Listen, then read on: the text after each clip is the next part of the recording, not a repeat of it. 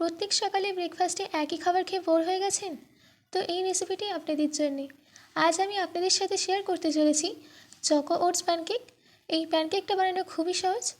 এটা খেতে যেমন টেস্টি তেমনই হেলদি। আর এই প্যানকেকটাতে আমি কোনো ডিম দেবো না, একদম এগলেস প্যানকেক রেডি করে দেখাবো। তো চলুন বেশি দেরি করবো না, শুরু করছি আমার আজকের এই সহজ রেসিপি। হ্যালো ফ্রেন্ডস, আমি বিনু কুকিং বিনুতে আপনাদের সবাইকে স্বাগত। সবার প্রথমে আমি চকলেট সিরাপ রেডি করে নেব। তার জন্য আমি একটা প্যানের মধ্যে দিয়ে দিচ্ছি 1 কাপ দুধ। তারপর এর মধ্যে অ্যাড করে দিচ্ছি হাফ কাপ চিনি। চিনিটাকে ততক্ষণ দুধের সঙ্গে মিশিয়ে নিতে হবে যতক্ষণ না চিনিটা একদম গলে যায়। এবার আমি দুধটাকে ফুটতে দেব।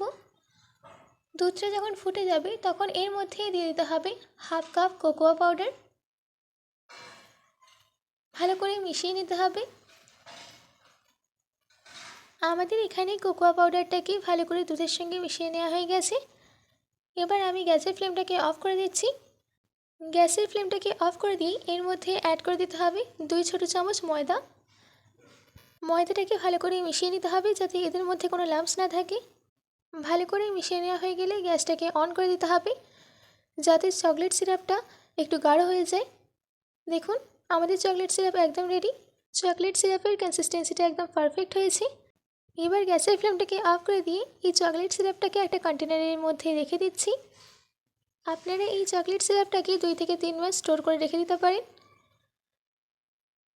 এবার আমি রেডি করে নেব চকো ওটস প্যানকেক। তার জন্যে একটা মিক্সি জারের মধ্যে দিয়ে দিচ্ছি 1 কাপ ওটস, হাফ কাপ টক দই, 2 চামচ কোকোয়া পাউডার, 2টো কলা। এগুলোর একটা ফাইন পেস্ট রেডি করে নিতে হবে। দেখুন আমাদের এখানে পেস্টটা রেডি হয়ে গেছে। এবার আমি এই পেস্টটাকে একটা বোলের মধ্যে ট্রান্সফার করে দিচ্ছি। তারপর এর মধ্যে অ্যাড করে দিতে হবে হাফ কাপ দুধ। দুধটাকে ভালো করে মিশিয়ে নিতে হবে। ব্যাস আমাদের ব্যাটারটা একদম রেডি। কনসিস্টেন্সিটা দেখুন একদম পারফেক্ট হয়েছে। এবার আমরা প্যানকেক রেডি করে নেব। তার জন্যে আমি গ্যাসের উপরে একটা প্যান বসিয়ে দিয়েছি। এবার প্যানটার উপরে অল্প তেল ব্রাশ করে দিতে হবে। তারপর 1 লেটেল ভর্তি ব্যাটার দিয়ে দিচ্ছি। ব্যাটার দিয়ে দেওয়া হয়ে গেলে ঢাকা দিয়ে 40 সেকেন্ডের জন্য লো ফ্লেমে রান্না করে নেব। 40 সেকেন্ড বাদ ঢাকাটাকে খুলে অপর সাইডে উল্টে দিতে হবে।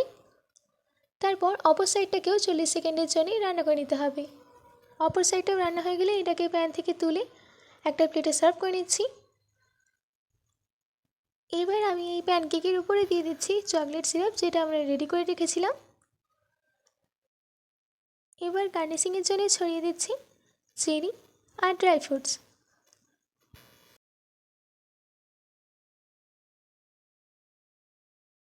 ব্যাস আমাদের চকো ওটস প্যানকেক একদম রেডি। খুব সহজভাবে আমি আপনাদেরকে এই প্যানকেকটা করে দেখালাম। আপনারা এই প্যানকেকের রেসিপিটাকে অবশ্যই ট্রাই করে দেখবেন আর কমেন্ট করে জানাবেন যে কেমন হয়েছে।